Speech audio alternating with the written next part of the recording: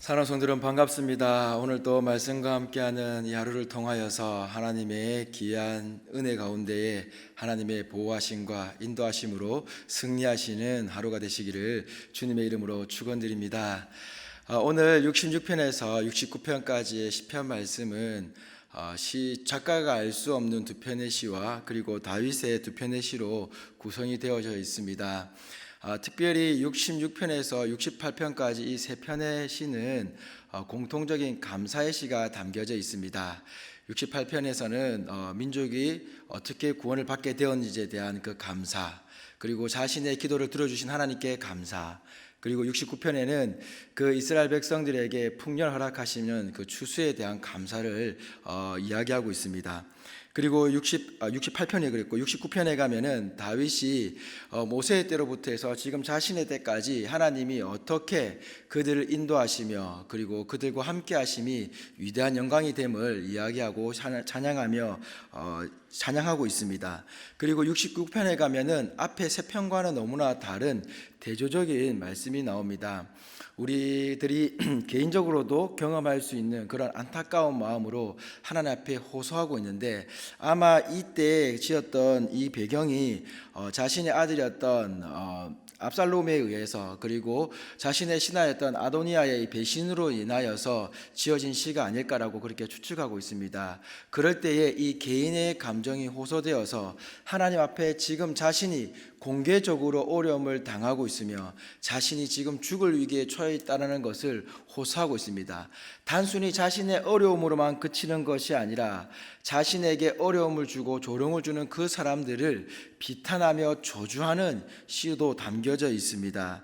이러한 내용으로 볼 때에 이 개인이 얼마나 하나님 앞에 지금 간절한지를 호소하고 있는지, 그리고 그 개인의 그 감정이 얼마만큼 억울하였기에, 그리고 또 얼마만큼 힘들었기에 그 상대방을 저주까지 하게 되는 그러한 감정이 담겨져 있는 것이 69편의 시입니다.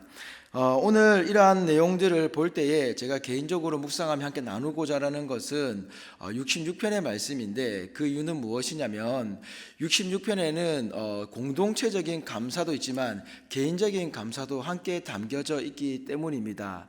물론 다윗이 가지고 있던 그 개인적인 감정에 의해서 우리가 알아보는 것도 좋은 것 같다라고 생각했지만 66편에서는 뭐가 있냐면 하나님께서 우리를 어떻게 구원하셨고, 그리고 지금 나의 기도를 들으시는 이유에 대해서 좀 자세히 설명이 되는데, 그 부분을 잠시 나누었으면 좋겠습니다.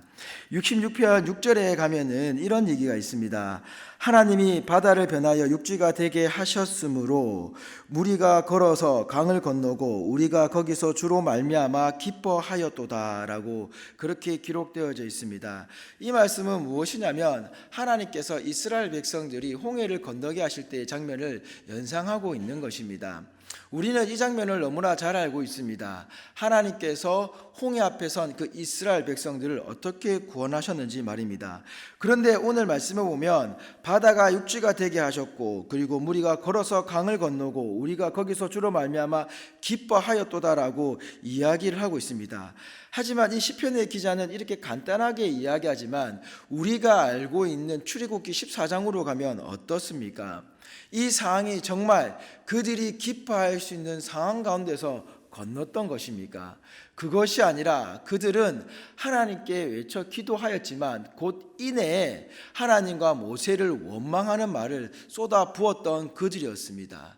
애굽의 군대가 자기의 근처로 다가왔을 때에, 자신들의 근처로 다가왔을 때에 다급히 모세를 원망했던 그들을 볼 수 있습니다.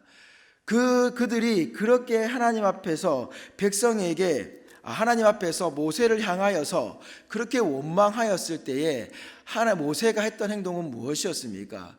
그들에게 하셨던 그 이야기는 출애굽기 14장 13절에 모세가 백성에게 이르되 너희는 두려워하지 말고 가만히 서서 여호와께서 오늘 너희를 위하여 행하시는 구원을 보라라고 이야기했습니다. 오늘 너희를 위하여 하나님께서 행하시는 구원을 보라. 모세가 그 백성들에게 이 이야기를 했을 때에 한번 생각을 해보았습니다. 과연 정말 이 말을 들었던 이스라엘 백성들이 그래 하나님이 계시지, 그러니 우리는 이길 수 있어 라고 생각했을까라는 것을 한번 생각해 보았습니다. 사랑하는 성도 여러분, 여러분은 어떻습니까? 조금 전에 내가 모세를 원망하고 있는데 모세에게 들리는 말이 너희는 가만히 있어, 두려워하지 말라, 하나님께서 너희에게 구원을 허락하실 거야 라는 이야기를 들었을 때에 나의 바로 뒤에 애굽의 군대가 있다라고 한다면 과연 그 말이 정말 위로가 되고 하나님이 정말 구원하실 거라는 그 믿음의 확신 속에서 기뻐 뛰며 그 홍해를 건너갈 수 있었겠습니까? 아마 제 개인적으로는 지금 무슨 소리 하는 거야? 라는 이야기를 했을지도 모르겠습니다. 오히려 지금 모세 당신은 우리를 위해서 왜 이상한 소리를 하고 있어? 라고 했을지도 모르겠습니다. 그런데 그 뒤에 모세가 무엇라고 얘기하냐면 보라, 너희가 오늘 본 애굽 사람을 영원히 보지 못하리라 라고 이야기를 합니다. 지금 너희가 보고 있는, 너희가 지금 두려움에 떨고 있는 그 애굽의 군대를 이제는 다시는 보지 못할 거야 라고 이야기를 하고 있습니다. 그 이유의 근거가 어딨냐면 바로 여호와 하나님께서 너희를 위하여 싸울 것이기 때문이다라고 이야기를 합니다. 근데 이 이야기가 정말 우리에게 힘이 되고 위로가 되느냐라는 것을 다시 한 번 더 질문 드릴 때에 그 상황이었다면 과연 그것이 가능할까요? 그런데 이 어떤 일이 벌어집니까? 오늘 시편의 기자의 이야기처럼 바로 하나님께서 그 홍해 바다를 육지로 만들어 주셨을 때에 그들의 마음이 어땠을까요? 그 장면을 정말 보았을 때에 모세가 이야기했던 것처럼 보라라고 했을 때에 그 장면을 볼 때에 하나님께서 일으키시는 그 역사를 볼 때에 그들의 마음이 어떠했겠습니까? 그때 정말 그 놀라움을 금치 못하는 그 마음으로 자신의 원망이 쑥 들어가서 그 땅을 건너지 않았겠습니까?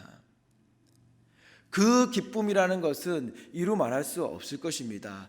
도저히 믿을 수 없고 도저히 이 말뜻을 이해할 수 없는 그 상황 가운데에 그 홍해가 열렸을 때에 정말 바다가 육지가 되었을 때에 그 길을 건너는 그 사람들의 마음 어떠하였을까요? 우리가 거기서 주로 말미암아 기뻐하였도다. 그것을 정말 건너고 있을 때에 얼마나 기쁜 마음으로 건넜을까요?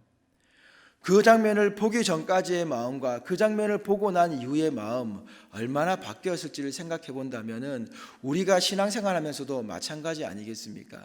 하나님께 매달린다라고 하지만 하나님 앞에서 모든 것을 이룰 수 있다라고 믿음을 가지고 있다라고 하지만 정말 그 어려움 속에서 나의 뒤에 당장 애굽의 군대가 서 있다라고 생각했을 때에 그 두려운 무언가가 나의 뒤에 있다라고 생각했을 때에 정말 하나님 앞에 하나님께서 행하시는 그 구원을 보라라고 이야기했을 때에 정말 그것이 나의 믿음 가운데 올바로 설 수 있는지를 한번 생각해 보았으면 좋겠습니다. 그럴 때 시편 기자가 이 공동체적인 감사 기도에서 18절에 가시면 이렇게 기록하고 있습니다. 내가 나의 마음에 제약을 품었더라면 주께서 듣지 아니하시리라. 지금 이 기자는 뭐라고 얘기했냐면 개인적으로는 결국 내 마음에 제약을 품고 있었다고 한다면 주께서 듣지 않는다, 즉 나의 기도를 듣지 않는다라는 것입니다.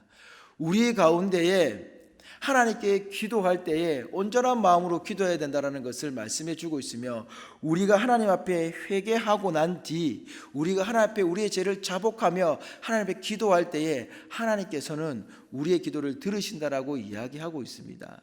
그렇다고 한다면 이 공동체적인 기도와 이 개인의 기도, 공동체적인 감사가 이 개인의 기도로 이어질 때를 생각해 본다면 우리의 눈에 지금 당장 홍해가 갈라지는 것이 보이지 않았음에도 지금 이 개인의 기도가 이렇게 흘러나올 수 있는 이유가 어디 있습니까?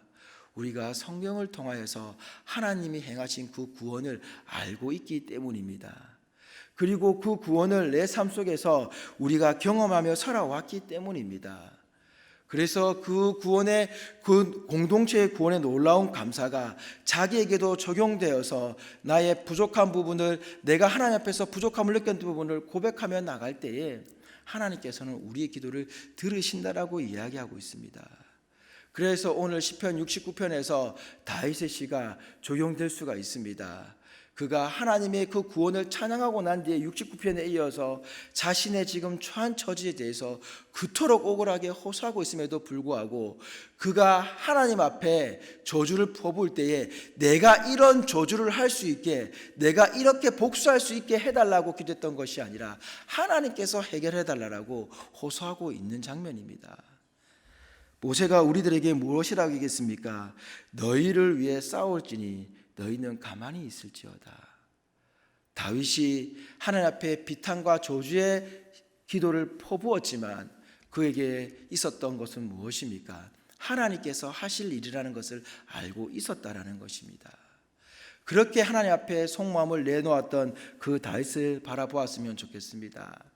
오늘 말씀 마무리하겠습니다. 오늘 말씀을 기억하면서 우리에게 구원을 행하신 그 하나님의 능력을 우리가 찬양하며 우리 카나다 강림교회를 지금까지 이끌어 오신 그 하나님을 찬양하며 앞으로도 이끌어 가실 그 하나님을 찬양하며 나갈 때에 우리가 하나님께서 이끌어 오신 우리의 역사를 알기 때문에 우리의 답답한 마음이, 우리의 절망적인 마음이, 우리의 실망스러운 마음이, 우리의 세상적인 오늘의 실패가 우리의 원망으로 끝나는 것이 아니라 하나님 앞에 호소하며 하나님께서 해결해 주시며 하나님께서 우리에게 참된 평안과 위로함을 허락하신다라는 것을 잊지 말고 우리의 모든 호소를 세상에 쏟아붓는 것이 아니라 하나님께로 맡겨 올려드릴 수 있는 이 시인의 고백처럼, 다윗의 고백처럼 이 하루를 하나님께 감사함으로 승리할 수 있는 저와 여러분 되기를 주님의 이름으로 축원드립니다.